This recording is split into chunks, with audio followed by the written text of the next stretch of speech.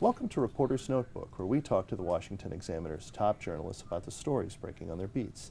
I'm Jim Antle. I'm joined today by Congressional reporter Samantha-Jo Roth.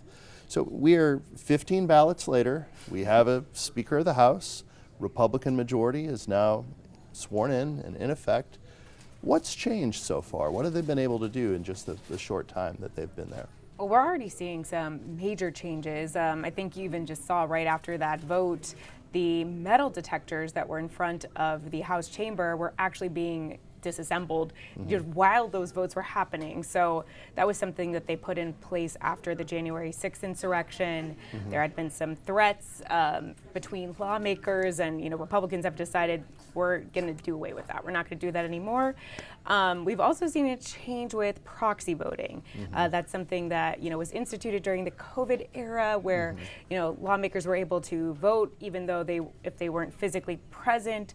They are not able to do that anymore. So that is certainly a big change for many members of Congress who have to physically be in the building. But we're going to see. How about that? Yeah. I mean, we're definitely seeing them walking around. It's been a lot more crowded than it has been. It was, really a return to diplomacy as normal. With the lawmakers actually doing their freshman orientation in person just a couple of weeks. Maybe a month ago. So it's certainly going to be a very different 118th Congress. As we know, Kevin McCarthy has such a slim majority, so he's going to have to contend with an entire cast of characters. Well, and that's the interesting thing. So we saw that when he was running for Speaker, is that really only needed about 20 people, really led by a sub-faction of 5, to make that a really difficult race for him, even though he didn't have an opponent who had a significant block of support, but he needed everybody to vote for him on the floor.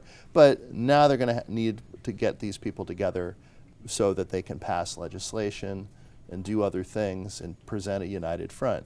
And you've got the Freedom Caucus, and you've got people like Marjorie Taylor Greene. And of course, there's also George Santos, who's in a different category, right? Yeah. And now he may not be ideologically problematic, but maybe there's a reason they don't want him to leave the House, because you have such a slim majority. I think that certainly is something that they're going to have to contend with. Obviously, you're starting to see a lot of New York Republicans who are, up in arms over this whole situation. But I mean, the fact of the matter is that Kevin McCarthy needed his vote. Right. And it's, Kevin McCarthy has already said that he, thinks that it's up to the voters to decide. So, you have that whole drama going on. And then you also have, this, unfortunately, what is probably going to be a foreshadowing of a lot of the big fights that we're going to see on Capitol Hill this year.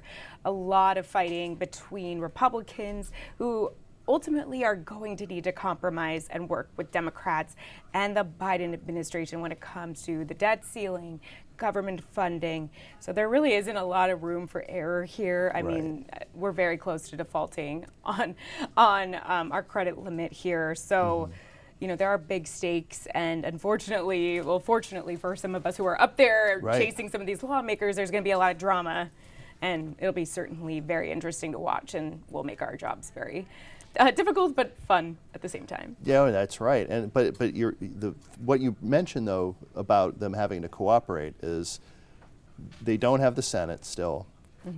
They don't have the White House. The president has to sign into law anything that gets passed. So even though they are having some difficulty cooperating with each other, they are going to still have to work with Democrats at times. Yeah, absolutely. And you're also seeing a really interesting dynamic also playing out in the Senate, where you have some of these rabble-rousers, as we like to call them, the Breakfast Club. Right. They are already talking about how they have things that they want to do in terms of the debt limit, in terms of some of these things. And, the reality of the matter is that they're in the minority, but just a couple of them can really throw things out of whack. So you have that dynamic kind of both in the House and the Senate. Right. And so, that's an entirely different problem for Mitch McConnell to kind of try and get that part of the conference in line. So, I mean, I think there's just so many different dynamics, different personalities at play, and a lot of really important things that need to get done. And, we're always under the gun up in Congress. So, I mean, in the Senate, individual senators have always been important. Not quite so much in the House are individual House lawmakers necessarily that important, but maybe some of the concessions McCarthy made to get the speakership will make them so. Yeah, absolutely. With some of the new rules, the power to vacate, I think that's what it was called, Right, basically. motion to vacate. Right, so basically one member of Congress could actually, basically put up a vote to, oust the speaker. So that was a huge difference that can Right. cause so many problems. And I need to look into this, but somebody was telling me that even Democrats could potentially do this. Right, that to would be pretty kind wild. of and disrupt the entire legislative process. So that is something that we're going to watch for. I mean, lawmakers are already telling me on both sides, they are expecting that this is going to come up. There's going to be a lot of internal friction. And, Kevin McCarthy has made a lot of promises. Some of them we don't even know what exactly they are. They're not Right. written down. So, he really has his hands tied when it comes to a lot of issues. So we're going to have to see how that all plays out. It's not going to make governing any easier. It's already difficult as it is. And now that you have a lot of people who, have various opinions, he's going to have to, bend potentially to their will. The speaker is going to have to become a listener. Yeah, exactly. That's a really good way to phrase it. Thank you, SJ. Thank you. You can read Samantha-Jo and the rest of our political team's coverage at washingtonexaminer.com.